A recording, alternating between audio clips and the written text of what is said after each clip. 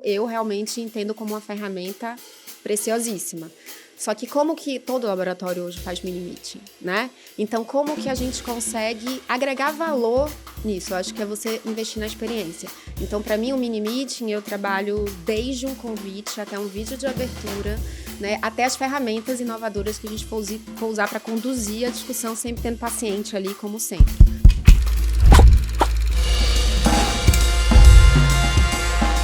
Fala pessoal, eu estou muito feliz de estar aqui nessa nova temporada do Farmácia em Edição, juntamente com o Dr. Rodrigo e nossa convidada especial, a Silvia. Mas antes da gente começar esse episódio, eu queria que vocês acessassem aí, se inscrevessem no nosso QR Code que está na sua tela, para receber vários documentários e conteúdos exclusivos do episódio. Dr. Rodrigo, é um prazer estar aqui com você de novo. Silvia. Bom ter você de volta aqui com a gente. Obrigada. Passou um bom tempo longe lá cuidando do Gabriel. Obrigada. Espero que ele esteja bem. Tá super bem. Então, joia. Pessoal, obrigado por estar aqui nos assistindo. Queria de verdade reforçar o convite da Desirê para se inscrever no nosso canal. A gente estava olhando os dados aí. 70% das pessoas que assistem nosso conteúdo com frequência não está inscrito nesse canal. Então, por favor, se inscreva aí no nosso canal para não perder nada que a gente vai ter pela frente. Silvia, prazer estar aqui contigo. A gente está com a Silvia, ela é gerente de marketing, com uma grande experiência na indústria farmacêutica. Muito bom estar aqui contigo. Obrigada pelo convite, um prazer enorme estar aqui conversando com vocês. Prazer é todo nosso. Isso, vocês sabem como eu sou fã da Imerso, né? Então agradeço o convite. Tô em casa, tô conversando aqui em casa. Silvia, conta pra gente um pouquinho como é que você resolveu ir para a indústria farmacêutica, como é que você chegou, pensou nisso, como é que você foi parar nesse mundo farmacêutico? Então, primeiro que eu não sou paulista, né? Eu sou baiana. E lá em Salvador, né, na faculdade, eu já era formada em ciência da computação, estava na segunda faculdade de administração, e o meu colega na faculdade virou para mim e falou assim, pô, trabalho na indústria farmacêutica, você tem uma habilidade de comunicação muito boa, por que você não... Já pensou em ser representante?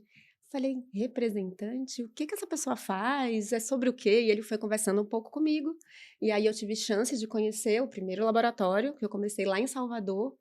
E aí a indústria farmacêutica, que eu tenho mais de 25 anos aí de indústria farmacêutica, foi um grande deal breaker assim, na minha vida, foi meu ponto de virada, porque o que eu passei a me desenvolver em termos de comunicação, né, de realmente ter que chegar ali, visitar os médicos, uma profissão que eu nem conhecia, que eu não sabia que existia, que era invisível quando eu ia nos consultórios. Então, mudou a minha vida, eu me desloquei de Salvador para o Rio, do Rio para São Paulo, né, e já estou aí no marketing há mais de 8 anos, mas comecei na carreira de vendas comercial, como rep, e daí o meu caminho foi sempre trilhado em como eu consigo ir para um mercado cada vez mais especialista, né, então aí eu fui passando de mercado de hipertensão, aí fui para o mercado de sistema nervoso central, que eu fiquei bastante tempo, né, e fui para mercado de especialidades, transplante, até que eu cheguei em doenças raras, que é onde eu estou hoje, que é a minha paixão, que é um propósito gigantesco, trabalhar com raras. Que legal. E me conta uma coisa, porque como você comentou lá no comecinho, quando você era representante, então você não sabia nada nesse mundo, e você foi trilhando, e quando que foi assim, que de representante, talvez você tenha virado a chave para entrar de fato na área do marketing e ir se especializando e chegar em raras, por exemplo? Bom, então, na minha primeira reunião de vendas, primeira convenção de vendas, eu vi uma gerente de produto apresentando, assim, eram uns 800 representantes nesse laboratório, e aí eu falei, o que essa moça faz? Eu achei incrível o trabalho, a apresentação dela, não, ela é uma gerente de produto. Eu falei, isso eu tinha 22 anos, eu falei, é isso que eu quero fazer. Quero fazer isso. E aí eu fui trilhando todo o meu caminho para chegar no marketing. Até chegar no marketing, foram várias idas e vindas, não foi uma trajetória linear, né, e nem ascendente apenas, mas eu tive uma passagem por área de treinamento, em uma das empresas que foi a que eu me desloquei, fui transferida de Salvador para o Rio de Janeiro, em Sistema Nervoso Central, uma empresa incrível que aí eu tive na minha vida, e ali eu fui responsável pelo treinamento da força de vendas. Então, então, minha primeira transição entre vendas e marketing, eu tive ali o treinamento da força de vendas, que foi incrível, porque hoje, como marketing, eu tenho uma visão de treinamento e conheço a necessidade da força de vendas, além de entender a importância do treinamento. E quanto mais especializado é o mercado, mais o treinamento é importantíssimo. E é interessante essa fala sua. A gente teve há pouco tempo um episódio com o Cristiano, e o Cris comentou isso, que na carreira, a gente falou muito de carreira, e ele falou que você tem que ser mais intencional na sua carreira, né? E aí é um bocado do que você falou, você tem que saber mirar onde você quer alcançar, e às vezes tem altos, tem baixos, às vezes você tem que dar um passo para trás para poder chegar lá na frente, para adquirir uma habilidade. Aí, como você comentou, hoje no marketing, você passou pela venda, então você esteve lá conversando com o médico, você passou como eu treino essa pessoa que conversa com o médico, e hoje você produz os materiais, estratégias, faz alinhava tudo isso, né? Sem falar, assim, Rodrigo, que quando a gente passa por diversos tipos de mercado, né? Então, eu comecei com Primary Care, demanda, consultório, só geração de demanda, farmácia, depois eu migrei para hospitalar, que é uma gestão de contas, é outro tipo de habilidade, negociação e tudo, e cheguei num mercado de alto custo, centros de referência, e depois, como marketing, que eu fui me aproximar de raras. Né? Então, também tem isso, quando você tem chance de passar por várias áreas, vai te dando uma visão mais holística, mais ampla mesmo. E hoje, para falar de raras, a gente tem algumas coisas que eu acho que vale a pena a gente abordar aqui. Primeiro, você vai falar de uma doença que o tratamento geralmente é mais caro, então a gente vai ter que abordar um pouquinho de acesso. Mais difícil. Mais difícil. Eu imagino que o número de especialistas que tratam a doença é muito menor e normalmente com um nível de conhecimento maior, então a força de venda também tem que ser diferenciada. Até a forma como aborda esses profissionais, né? Total. Que eles recebem informação de forma diferente. E aí, pegando nesse ponto, para a gente começar a pensar, a equipe, ela tem que ser diferente, o consultor já tem que ter experiência no mercado, dá para começar do zero, como é que você pensa isso? Eu acho que, assim, obviamente, né, que vão ter empresas que já vão precisar, dependendo do momento e da rapidez que eles precisem para fazer o uptake daquele mercado ou para conquistar aquele mercado, precisem já realmente de consultores já prontos. Mas eu tenho experiência de consultores já de especialidades, claro, já foram de oncologia, ou já trabalharam com medicações de alto custo, na reumatologia, enfim, que vieram para raras e foram grandes revelações.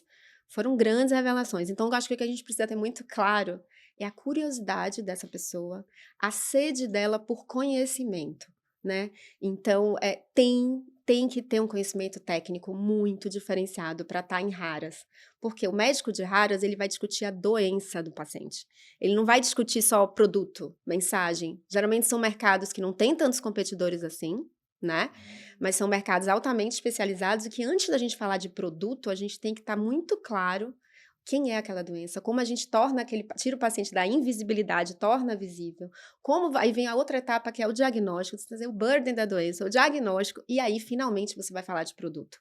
Então, aquela clássica de eu tenho que conhecer apenas o estudo, eu tenho que saber as mensagens promocionais que o meu gerente de produto vai me passar, não, esquece. Então, a pessoa o CT, ele realmente, esse consultor, ele tem que ter essa sede por conhecimento, porque senão o contato com o médico não vai passar, não vai ter profundidade, porque rapidamente o médico que tem essa aptidão para tratar o paciente raro, rapidamente ele entende se o outro lado tem profundidade para discutir. E essa discussão não vai para o MSL? Fica no consultor? O MSL não existe, eu não acredito muito aí em overload nesse sentido, eu acho que o MSL complementa. Então, o MSL ele vai estar indo muito em um nicho ali de tier 1 de médicos, mas a nossa força de vendas tem chance de estar atingindo muito mais, então a proporção vai ali, né, a gente tem, sei lá, 10 CTs, a gente vai ter uns 3 MSLs, né, então óbvio que o alcance é muito menor, né, e eles vão estar falando com os mais tops, mas ainda assim está muito com alvo no próximo lançamento já. Né? Então, quando a nossa força de vendas entra para falar daquela doença, para tornar aquela informação mais ampla, né? Muitas vezes nossos MSLs já estão mirando um próximo lançamento. Então, tem uma curva aí, né? Como é que eu digo? A gente orquestrar ali até onde o MSL vai quando o CT começa. Legal. E eu tenho algumas dúvidas aqui no que a gente está conversando.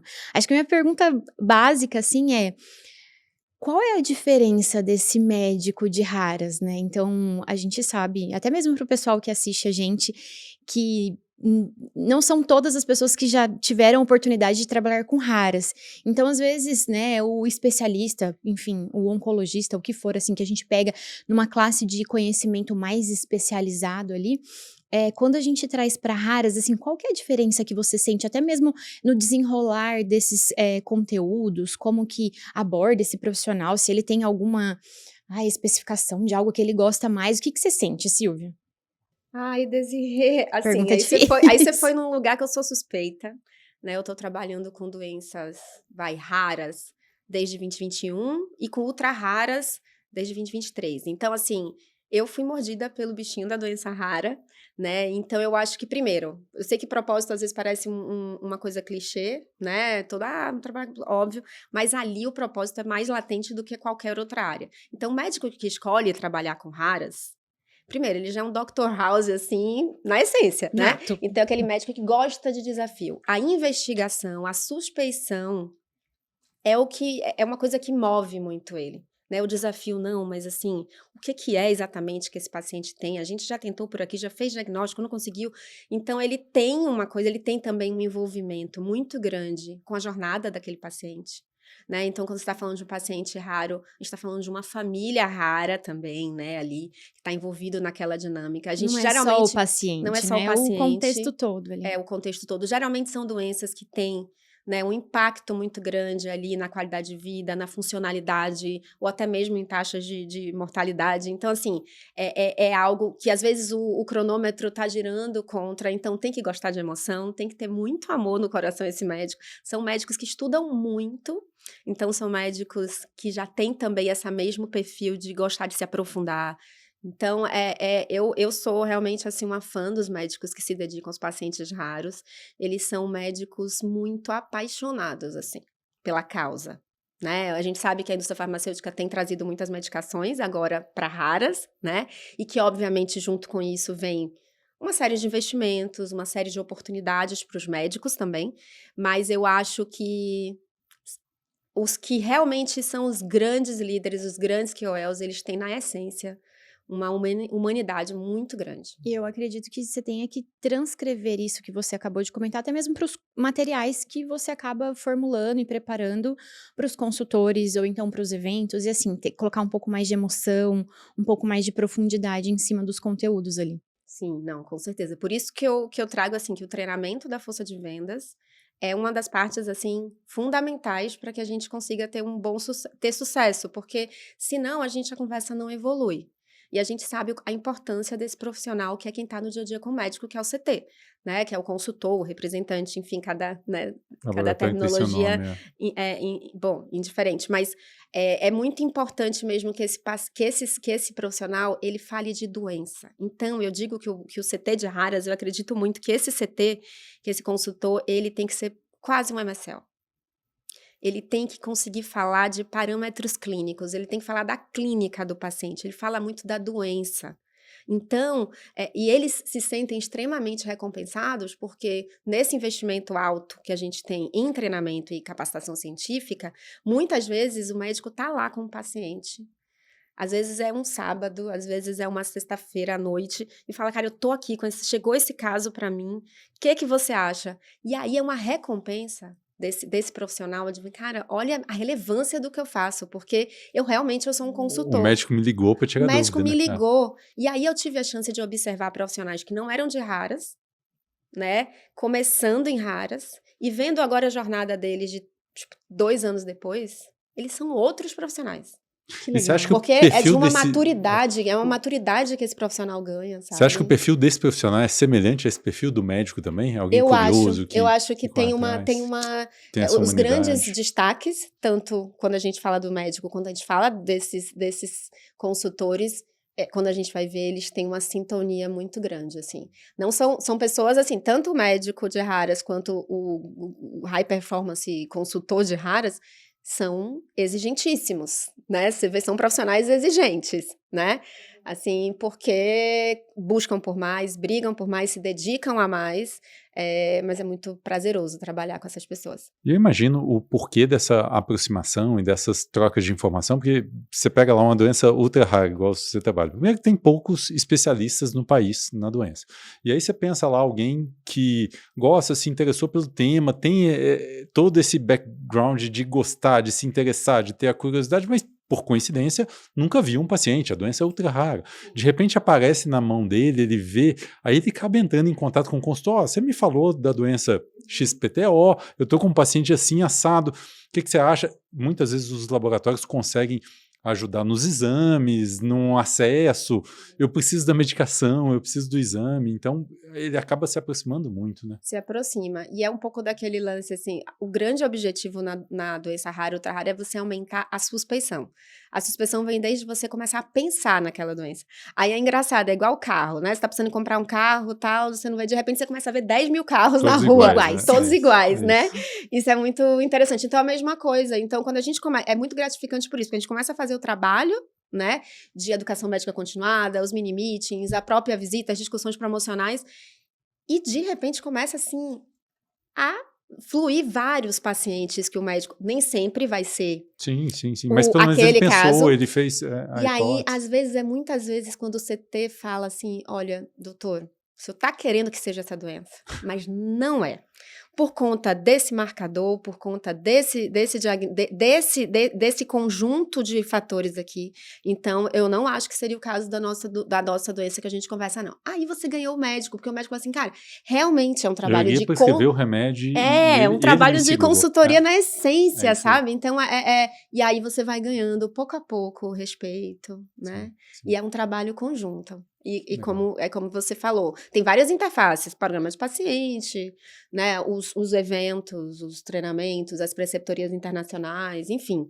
Mas o dia a dia ali é o que conta mesmo. Tem uma coisa interessante, na faculdade eu lembro de ser repetido várias vezes, a gente brinca que medicina vem aos pares, é um pouco por conta disso, você viu um caso, você lembra daquilo, aí o próximo você começa a pensar, e todo médico tem, poxa, é super legal você dar um diagnóstico de uma doença rara, uma ultra rara, você imagina, eu consegui fazer, então você quer que seja, você tem esse viés, e é super bom ter com quem dividir, ter com quem trocar uma informação. Então, para a gente, isso é muito, muito útil.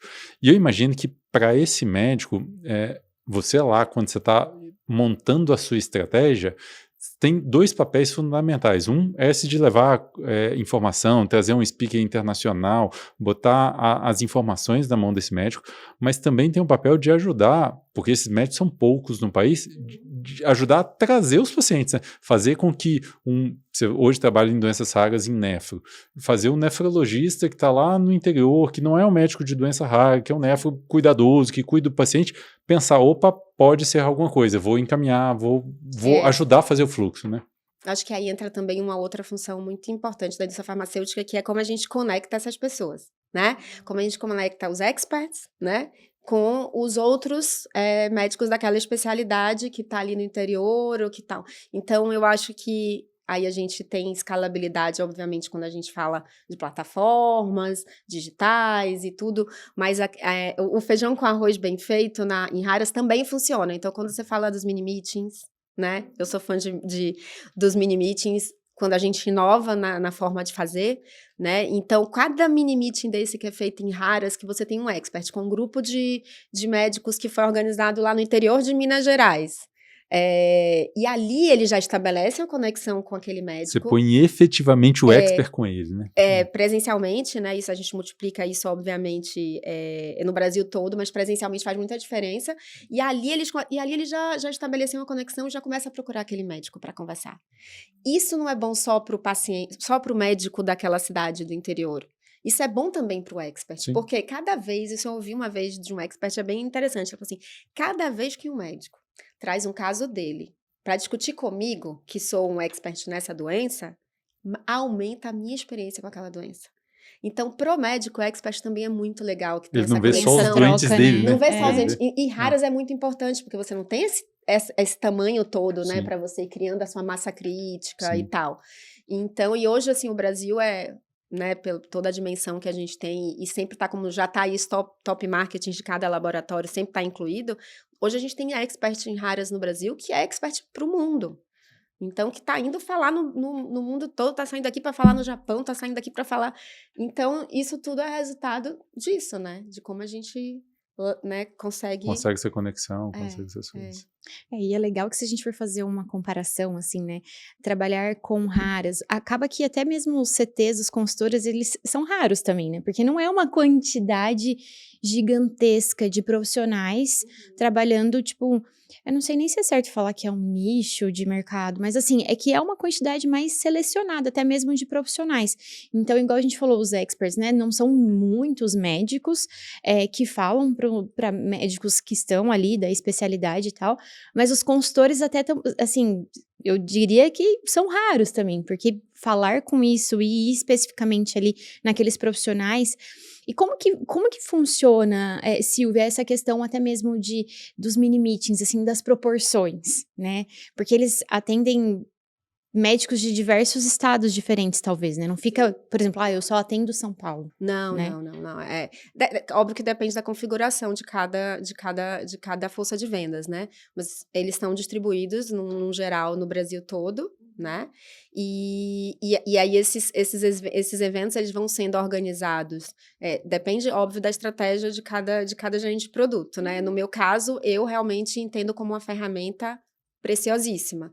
Só que como que todo laboratório hoje faz mini meeting, né? Então, como que a gente consegue agregar valor nisso? Eu acho que é você investir na experiência. Então, para mim, o mini meeting, eu trabalho desde um convite até um vídeo de abertura, né, até as ferramentas inovadoras que a gente for usar para conduzir a discussão, sempre tendo paciente ali como centro. Então, aí que surgiu aqui nossa relação, né, com o paciente 360, com a Imerso, enfim. Então, isso ajuda muito, porque ele não enxerga como mais um mini meeting. Eu nem uso o nome de mini meeting, eu já crio outros nomes, eles nem têm ideia que estão no mini meeting pela roupagem que a gente coloca em termos de experiência, em técnica de metodologia, de como aqueles speakers são treinados para conduzir discussão em grupos menores. Então, quando você olha isso e você vê, assim, a proporção que a gente consegue atingir é, tipo, 100 vezes mais quando a gente considera mini meeting, né? Você pega 7 CTs, o que isso vai estar atingindo de proporção é uma escala muito grande com os mini meetings. Você falar que vai te dar uma aula numa, sei lá, quarta-noite num restaurante sobre uma doença que ele nunca ouviu falar, ele fala, não é para mim, né? Eu tenho que fazer isso de uma forma Tem que eu fazer de um consiga jeito aproveitar. realmente especial e contar muito com os serviços, né? Em como que a gente, nos centros de referência. Então, doenças raras é um mercado público, essencialmente, assim, no Brasil, tanto para acesso quanto para a parte de onde esses pacientes chegam, né? Porque a gente tem que ver onde está a maior parte da população, e a maior parte da população vai estar nos serviços públicos, é lá que a gente vai achar, nos grandes centros, né? Então, esses grandes centros, como que você vai mapeando essas equipes, e aos pouquinhos a gente vai atingindo uma capilaridade maior. Mas, Desirê, você falou uma coisa, né? Tipo, você falou que esse CT, ele é raro. E a gente falou muito aqui de capacitação técnica científica, mas vai além disso, isso acho que isso é tipo, não, tem que ser, não tem como. Mas ele é um gestor de contas também, porque ele chega, muita doença rara, você tem que ir através de centros de excelência, centros de referências, hospitais, então ele tem que trabalhar a gestão de conta. Geralmente o time multidisciplinar está Ele envolvido, não tem só o relacionamento com o não, com médico. consultório. Então, ele tem que entender como é a enfermagem daquele hospital, quem é o farmacêutico, para entender toda a assistência para o paciente de uma forma multidisciplinar. Então, ele tem que ter capacidade de gestão de contas, ele tem que ser quase um MSL, né? E, ao mesmo tempo, ele tem que ter uma habilidade ali de comunicação muito grande, que aí, enfim, isso já é inerente mesmo do representante, da pessoa, né, de vendas. Então, é uma mistura de CAM com MSL, com representante, sabe? Em vários estados Em diferentes, com vários culturas estados diferentes. com uma mistura com marketing, porque quando eu construo os materiais de marketing, eu chamo eles junto. Vem cá, né? Vamos fazer junto, então. Como manter esse colega aí engajado, porque pelos números que você me falou, você não tem um por estado. Então, alguns ficam em alguns estados, e aí tem que viajar, tem, sei lá, 10, 15, 20 hospitais que ele tem que dominar, conhecer a enfermagem, conhecer pessoalmente cada um dos KOLs. Como fazer isso? Eu acho que como motivar esse Como time? motivar? Eu acho que assim, só por ser uma coisa desafiadora, você já vai selecionar, né, profissionais que gostam de desafio. Então, assim, na essência tem que ser um inconformado, eu acho. Tem que ser uma pessoa inconformada. Não vou achar esse paciente de qualquer jeito. né? Então, é um perfil muito específico. E eu acho que aí é muito o quanto que você acredita em envolver esse CT, né? Trabalhar uma campanha motivacional, o seu storytelling com relação à doença. Então, eu acho que muito do campo, essa paixão, né? Quando essa paixão está permeada no time inteiro, seja do gerente médico ao gerente de produto, ao CT, e todo mundo está naquela causa da doença, é uma É mais coisa que não dá fácil, nem né? para medir. Não passa, óbvio que é um profissional que é mais bem remunerado, óbvio, do que a grande parte dos outros consultores. Isso é um drive importante, Mas não é só dinheiro, né? mas isso é rapidamente você se acostuma, né? Óbvio que é importante, mas eu acho que é isso, para você rodar um interior Ele tem que ver inteiro. um propósito É realmente assim, nisso, é né? você falar, cara, mudei a vida daquela família. Esse paciente, ele ia É a que eu acho óbito que tem sem uma saber o que carga tinha. emocional também muito grande É, envolvida, né? Não muito, é só uma muito. parte técnica Eles ali, conhecem um pouco disso, eles skills conhecem os ali, né? Tipo, pacientes exato. junto, né? Conhece, Eu acho que tem. ouve o médico trazer o relato ali, né? E Sim, depois ouve o médico trazer o relato do que mudou a vida daquele paciente, sim. daquela família, né?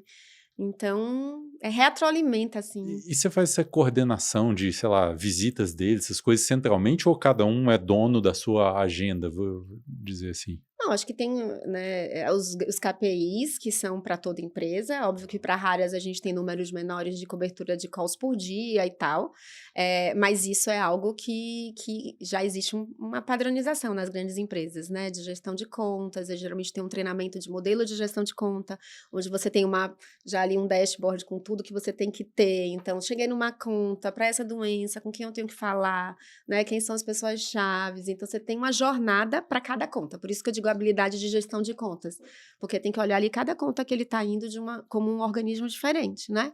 Então, tem uma padronização, sim. Uma curiosidade aqui, assim, né? O Dr. Rodrigo é cardio, por exemplo. E raras, o médico de raras, ele é assediado também? Porque o que eu quero dizer, às vezes a gente sabe que no mercado, até mesmo da indústria, tem várias empresas, enfim, que são concorrentes entre si, e acabam tendo ali, querendo talvez Chamar para evento, fazer um CT. chamar o médico, enfim. De raras também funciona igual? Ou assim, em relação a isso é mais tranquilo, assim? O que Porque que tem você menos sente? competidores até, às vezes. E, assim, pela minha experiência, eu acho que é o médico mais acessível que eu já Olha tive só. chance de trabalhar, né? Eu acho que tem menos, né? Eu acho que são, dependendo da área, por exemplo, você fala de uma nefrologia, são médicos menos assediados, mas isso muda, né? Porque quanto mais vai chegando novas medicações naquela área, vai tendo mais assédio. Mas é um médico mais humano por natureza. Então, eu acho que, assim, quando ele vê valor naquela interação, naquela empresa, né? Então, o valor institucional, né, é muito importante. Ele tem um tempo maior. Geralmente são contatos que não são: oi, doutor, tudo bem? Em 30 segundos. Né? Então, realmente são conversas mais elaboradas. Então, já existe ali um agendamento, né? Um almoço marcado, um Que café. legal. Então, é um trabalho bem prazeroso, assim, eu acho, que os CTs nos passam, né? Então, eu acho que é um médico, sim, mais relevante, assim, mais científico.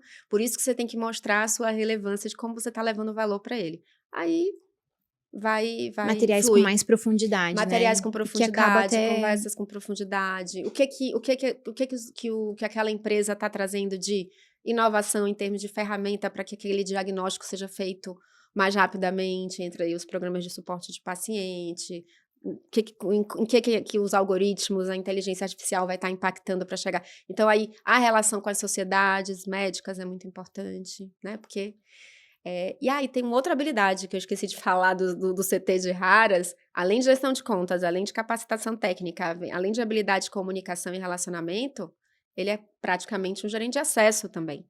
Porque quando a gente tem as incorporações, que geralmente é o mercado público, então a gente tem que passar por Conitec e tudo, aí a gente tem consulta pública, engajamento de todos os médicos, de todas as sociedades, e aí a gente tem sociedade médica regional no Brasil inteiro, a gente precisa dos CTs. Então, além disso, ele tem que ter um entendimento de consulta pública, de como tem que ser essa contribuição numa consulta pública. Então, é muita habilidade numa pessoa só. Sim. E às vezes alguns são várias especialidades, né? Porque tem uma doença que pega, sei lá, Pega 2, 3, várias. 4 especialistas. Nem É sempre complexo. vai ser só naquele especialista. Às vezes você também tem que trabalhar com um especialista do Sim, diagnóstico, um patologista, sim. né? E eu vejo que a gente tem agora, com os tratamentos mais os tratamentos moleculares e tudo mais, a gente tem aberto um campo de novas doenças raras, então hoje não tem mais limitação de especialidade. Então, você tem doenças raras na nefro, na cardio, na neuro, na oftalmo, na endócrino, um tanto de gente. Então, perfis muito distintos de médico, mas eu estava pensando nos que eu conheço, que trabalham muito com raras, todos têm esse perfil meio que gostam muito de descobrir o diagnóstico, de conhecer o paciente pelo nome, de saber tudo da história, tem que ter um pouco disso, né? Tem que ter tem que ser um inconformado, tem que ser um apaixonado realmente por não estar confortável, apaixonado pela doença, pelo problema, pela condição clínica do paciente, como que ele pode reverter isso, assim. Não é um médico de escala. Não é.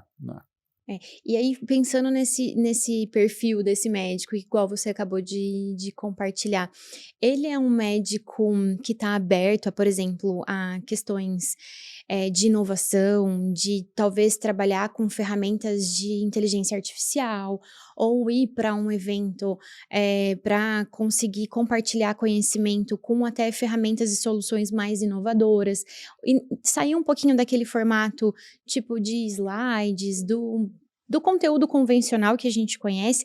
Como que é esse perfil desse médico trabalhando e compartilhando conhecimento com os outros, assim? O que você sente? Eu acho que toda inovação, ele traz naquele primeiro momento, assim, para uma boa parte, tem aqueles que são, né, os early adopters de inovação e tal, e que vão puxar, mas para a grande maioria eu acho que traz uma resistência. Nossa, eu sempre fiz assim, principalmente o de raras, né, porque na cabeça deles, eles detêm um conhecimento, os experts, que ninguém tem. E realmente, a discussão fica muito, muito, muito na ciência, né? Só que quando a gente traz inovação, e eu para mim, esse é o grande desafio, como que a gente não deixa entrar no lugar comum, não sou fã do feijão com arroz, acho que tem que fazer o feijão com arroz bem feito, mas como que a gente coloca um tempero aí, e eu acho que de primeira tem uma resistência, e eles são questionadores, de natureza, porque é um médico altamente capacitado pelo perfil dele de inconformidade, né, com as coisas, de insatisfação, ele vai questionar, mas já aconteceu da gente, né, fazer juntos, né, doutor Rodrigo, ali trazer uma nova metodologia para condução de caso clínico e ter ali uma comoção. No início ser bem difícil, a gente ajusta a rota, mostra flexibilidade, diz que não é um must have, né? Uhum. Mas que seria um nice to have para poder trazer aquele mais de... Porque o objetivo é o quê? Que aqueles médicos parem para pensar e comecem a suspeitar da doença, né? Então, hoje em dia, o que tem evoluído em termos como que a gente estuda a educação, como que a gente estuda, como que as pessoas absorvem conhecimento, então tem que se atualizar. E aí, eles entenderem que aquilo é habilidade para a vida deles, que eles não vão usar só quando estiverem falando sobre em nome daquele laboratório, mas eles vão levar isso para a vida, para qualquer outra aula que eles vão dar, e eles começam a ver que surte efeito. Então já aconteceu de uma situação mesmo de uma médica, que ela falou, não vou usar isso de jeito nenhum, Silvia. Que absurdo, eu fiz, não, tudo bem, não precisa, vamos evoluindo, se você algum dia se sentir confortável, você vai usar essa ferramenta, no caso do paciente 360. E aí, quando a gente viu, né, ela estava colocando um caso dela, e usando ela, mas não é só você mesmo para fazer um negócio desse comigo, né? Então eu acho que é muito gostoso a gente ver a resistência, porque Nessa quando eles... quebra de paradigma. Porque quando você olha assim... Porque a pessoa que tá, pra mim, assim, eu brinco, eu falo, enquanto eu tô reclamando, eu tô engajada, tá? Eu sou reclamona, né? Bem pensado. E a gente teve um exemplo desse seu, que tinha uma das médicas que era mais resistente, ela não queria, e de repente um belo dia ela me liga à noite lá, eu vim no evento, e por que não posso usar seu caso? Fala, não, porque esse evento é outra coisa, é um kit slide. Não, mas... E ela ficou reclamando que não ia usar paciente 360. Então essas coisas acontecem, né? Acontecem, e o legal e pra mim é isso, enquanto eles estão reclamando, eles estão engajados, porque eles podem estar olhando aquilo ali, aquela proposta no speaker trainer, e falar assim, tá bom, não vou usar isso. Sim. Mas deixa eles acharem que eu vou usar, né? Mas quando a gente vê que eles estão reclamando, é que eles estão engajados. Então, eu não acho ruim quando eles reclamam, não. E aí, Silvio, pensando nesse lado de a gente mostrar a doença rara para o médico mais geral, que não é ele que vai tratar, mas que ele vai pensar. Como é que você pensa nessa abordagem em termos de volume, coisas mais digitais, ainda assim, minimite, para fazer essa relação que você falou de pôr o mega especialista junto com ele? O que você pensa disso? Esse aí eu acho que é o ponto mais desafiador, porque quando a gente vai ver doenças raras, e eu acho que a grande parte das doenças aqui no Brasil é referenciamento, como que a gente faz isso chegar para o maior número, né, de pessoas. Eu acho que isso acontece de fato, doutor Rodrigo, quando a gente consegue o acesso. Tá? Porque enquanto a gente ainda está na luta por acesso, a gente ainda fica um pouco mais restrito ali a realmente aos especialistas, mas eu acho que aí, assim, como que a gente tem parcerias com portais, né? Hoje em dia a gente tem vários grupos que são coordenados, grupos de pacientes ou grupos de médicos mesmos, independentes de sociedade, que promovem a educação médica continuada. Então, acho que como que a gente consegue ter parcerias com influencers, né, médicos que têm já essa capacidade de estar falando de doença. Então, ter esse mapeamento aí de redes sociais, né, e de como fala, e aí a gente fala de doença apenas, que é o propósito aqui, tem esse olhar para a doença, né. Então, essas parcerias, elas são muito importantes para acontecer. Mas para a gente realmente atingir essa escala, porque muitas vezes o médico que não é o especialista, o expert, fala assim, cara, mas assim, vou procurar essa doença, eu não tenho acesso. Esse tratamento custa o quê? Né, 1 milhão ao ano? E aí? Caríssimo, Então, né? existe muito menos uma predisposição ao médico generalista querer se aprofundar numa doença que... Agora, sim, quando a gente consegue acesso, aí é outra coisa. Fala assim, não, essa medicação eu vou conseguir que o meu paciente chegue com a medicação, então, inconscientemente, ele já começa a olhar para aquela doença. E também desperta um gatilho, assim, de você, no caso de estar trabalhando com essa área. Então, é legal que eu tenho que levar conteúdo para aquele que é expert, para ele compartilhar as essências, mas, tipo, como que eu traduzo algo, né, disso e desperta o interesse desse profissional que não é um expert, tipo, de também querer se aprofundar mais no tema. Sim, né? É desafiador, é bem desafiador. Silvia, infelizmente nosso tempo está acabando. O pessoal já Já está balançando as plaquinhas ali no fundo. Ai, gente, deixa mais um. De verdade, prazer enorme falar contigo. A gente tinha assunto vai falar um tempão ainda. Queria saber se tem alguma mensagem final para deixar para os colegas que estão te assistindo, estão vendo de casa, que estão com o mesmo desafio, às vezes doença rara, às vezes quer migrar de área. Queria saber o que você tem de mensagem aí. Bom, como já ficou claro aqui, eu sou suspeita para falar de doenças raras, do médico raro, do paciente raro. Então, é uma área muito gostosa, muito gratificante. Então, para você que tem interesse de ir para o mundo de raras, reflita o quanto curioso você é, o quanto inconformado você é, o quanto que você gosta realmente de se aprofundar em quanto que você gosta de coisas novas, né? Quanto que você está aberto a se reinventar, porque é se reinventar e pensar em cada paciente como único, né? Então, acho que para quem quer vir para o universo de raras, pense nisso e pense também que depois é difícil, é um caminho meio sem volta, tá? Mas eu acho que é isso, eu acho que, e também, assim, pensando na indústria farmacêutica como um todo, eu acho que a gente precisa se unir, né? Então, laboratórios que tratem da mesma doença, como que a gente passa por esses desafios juntos de diagnóstico, de acesso, né? Então, acho que cada vez mais pensar no paciente e nos desafios, né, de cada área. Tem coisa que você está somando para a sociedade, né? Falar de diagnóstico, falar dessas redes de contato entre os médicos, isso tudo está somando para a sociedade. Exatamente. Né? E acho que para raras a mensagem também muito importante é acesso, né? Então, como que a gente trabalha políticas públicas para trazer olhar para esse paciente, né? Para as necessidades da cadeia desse paciente. E inovação, que a inovação, gente, só faz sentido quando chega na mão do paciente. Então, é o desafio do diagnóstico e o desafio de acesso, que é extremamente grande aí em raras. Ai, Silvia, obrigada. Foi muito, muito, muito rico. E aproveitar e dizer para você que está assistindo aí o nosso canal, não se esqueça de inscrever e também ler o QR Code para ter acesso a esses conteúdos exclusivos aí dos nossos episódios. Eu agradeço vocês. Obrigada. E se gostar do nosso episódio, por favor, deixe seu like aí, deixe seu comentário também, reflexões para a gente fazer e dicas aí de novos convidados, de novos temas. Vai ser um prazer atendê-los aí. Obrigado. Obrigada. Obrigada, gente.